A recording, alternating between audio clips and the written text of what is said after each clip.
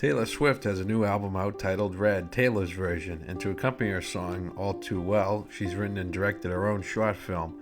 I enjoyed the movie. It's interesting to see Swift take a stab at filmmaking since she's already such a successful musician. Before this, in terms of movies, she acted in The Lorax, which was terrible, and Cats, which was even worse.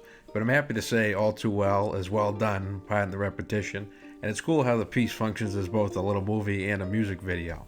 Apparently, both the song and the film were inspired by Swift's relationship with actor Jake Gyllenhaal.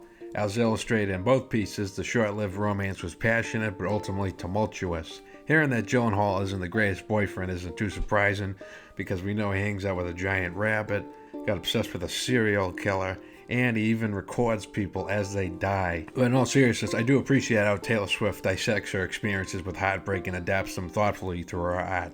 As a writer myself, I find it can be very cathartic to take painful moments and craft them into something that's creatively fulfilling. The short film stars Sadie Sink, who was good on the show Stranger Things, and Dylan O'Brien, who was in the Maze Runner movies, which I never saw. I know one of them is called Scorched Trials. Maybe they burned people. They're both very convincing in these roles, and they run a whole gamut of emotions without ever feeling too phony or melodramatic.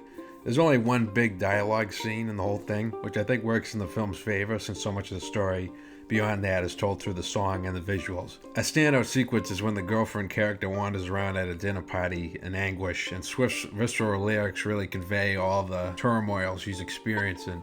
The movie's shot in a 4:3 ratio, so the frame's square-shaped like how a photo album would look.